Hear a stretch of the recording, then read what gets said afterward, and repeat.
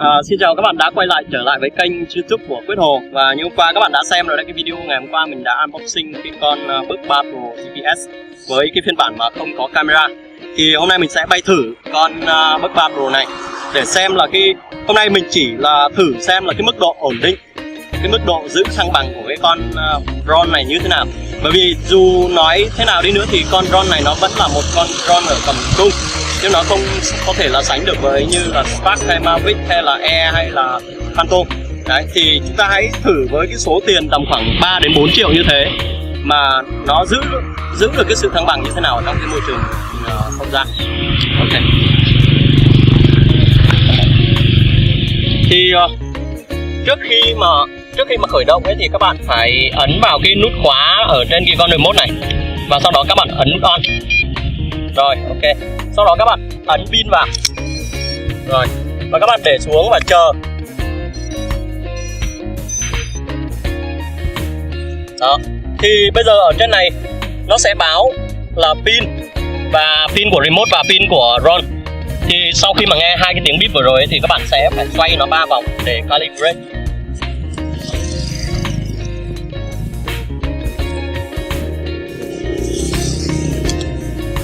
Rồi, khi nào mà cái đèn ở đằng trước này nó báo xanh, các cái đèn led ở 4 cánh này nó báo sang xanh ấy, thì các bạn chốc đầu nó xuống, xoay tiếp 3 vòng nữa.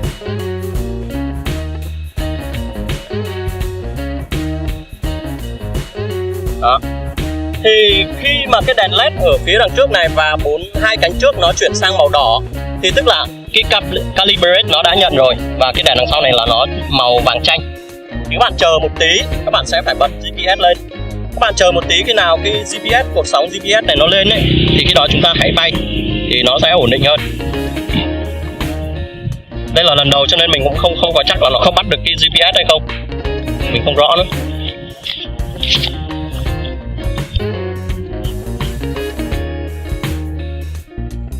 Thì đó, cái GPS nó bắt đầu lên rồi các bạn, từ 0 nó lên đến 9 đến 10.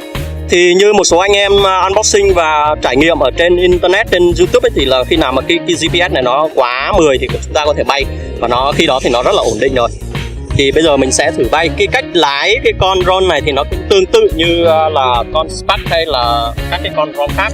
Thì chúng ta con này nó có một cái chức năng khác nữa, đó là chúng ta có thể ấn vào cái nút hình cái ống khóa này, cái ổ khóa này, thì nó sẽ khởi động luôn. Đó. Có một điều đặc biệt mà các bạn có thể thấy, các bạn có thể xem đây là video quay trực tiếp, và các bạn sẽ không nghe được thấy tiếng ồn của motor giống như con Spark hay là con drone khác, như ở trên các cái con DJI. Nếu ở trên DJI ấy, thì khi mà các bạn khởi động như thế này, cái tiếng ồn nó rất là lớn rồi. Đó. Nhưng mà con này chỉ khi nào các bạn đi, các bạn bay lên. Đó. Rất là ổn định đúng không các bạn? Đấy. Con này nó rất là ổn định các bạn ơi, quá tuyệt vời luôn. Đấy, các bạn có thể thấy nó bay tiến bay lui này. Đấy, mức độ giữ thăng bằng quá tuyệt vời. Đấy, lên xuống. Đấy, nó xuống cũng xuống từ từ, nó không kiểu. Rồi, ok, mình sẽ thử phát nào. Wow, amazing, quá tuyệt vời luôn. Với cái số tiền bỏ ra tầm khoảng 3 đến 4 triệu mà các bạn có được một con drone nó bay ổn định như thế này, thì mình nghĩ rằng là chỉ cần bổ sung thêm cái camera nữa thì không còn điều gì để mà chê ở con drone này nữa. Đấy, các bạn thấy đây, mình không có điều khiển gì, nó vẫn giữ được thăng bằng ở trên kia. Khá là cao các bạn. Mình sẽ thử lên cao nữa. Khi mà nó lên cao, nó lên rất là nhanh các bạn ơi. Nhìn. Đấy. Tiến ra. Đấy. Trái với phải, lùi này. Wow.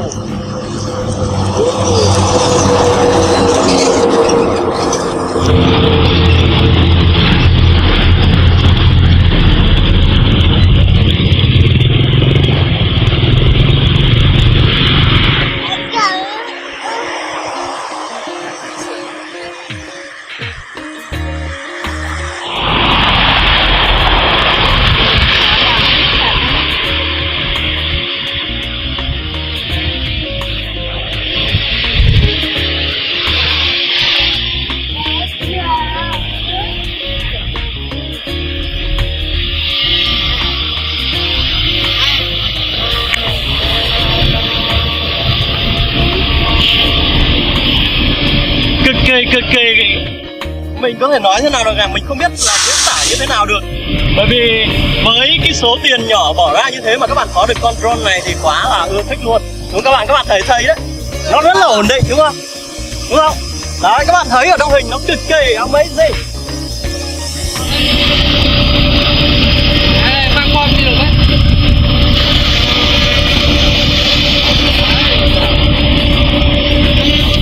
Đặc biệt con này khi mà chúng ta tăng độ cao nó đi lên rất là nhanh các bạn ơi.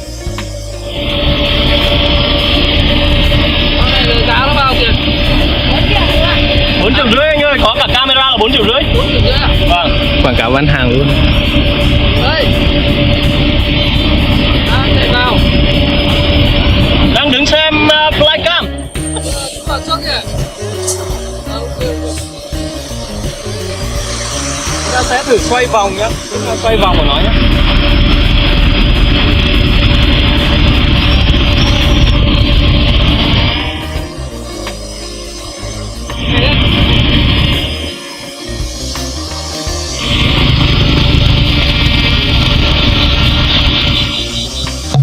Đối với con drone Bug 3 Pro GPS này thì nó có thêm một chức năng nữa, đó là chức năng gesture. Thì khi nào nếu các bạn trong cái tình trạng mà nó gần hết pin mà các bạn mất tín hiệu thì các bạn có thể bật cái chức năng gesture này lên để nó tự động nó quay về, và nó sẽ tự động bật các cái chức năng, các cái sensor ở trên con drone đó và nó sẽ tránh được các cái vật cản.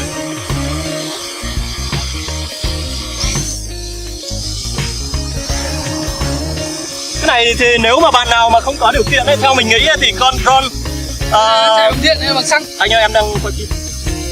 Con này thì theo mình nghĩ, theo cái trải nghiệm đầu tiên của mình nghĩ thì đối với những bạn nào mà không có đủ điều kiện để sắm những con drone đời cao như là DJI Spark hay Mavic hay Air hay là các cái con khác Phantom, thì mình nghĩ rằng các bạn nên sắm cho mình một con này đối với cái mức sử dụng cá nhân và tiêu khiển gọi là giải trí bình thường thì mình nghĩ con này là quá đủ.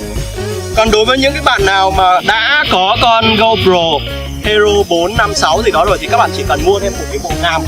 Bởi vì cái bộ ngàm con này nó sẽ không vừa với lại cái con GoPro của mình. Vì vậy các bạn phải mua thêm cái bộ ngàm mới. Thì khi đó đối với con Hero 6 bây giờ nó cái chức năng chống rung của nó quá tuyệt vời rồi, thì các bạn chỉ mua cái bộ ngàm nữa là quá ổn. Như thế các bạn có thể bay thoải mái luôn.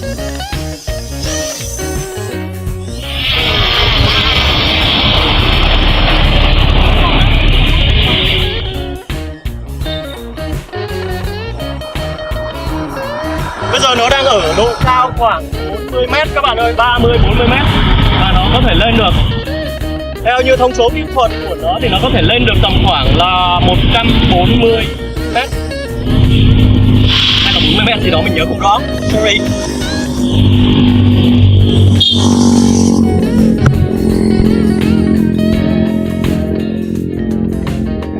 Cáo quá không thấy gì cả.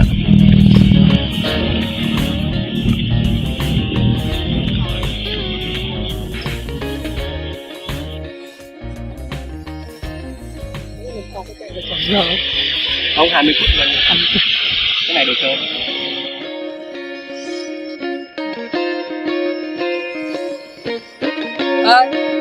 Quên. Anh bay thử cái thôi. Đá to. Cái này nó làm to, kia nó to. Rất là nó to. Người lên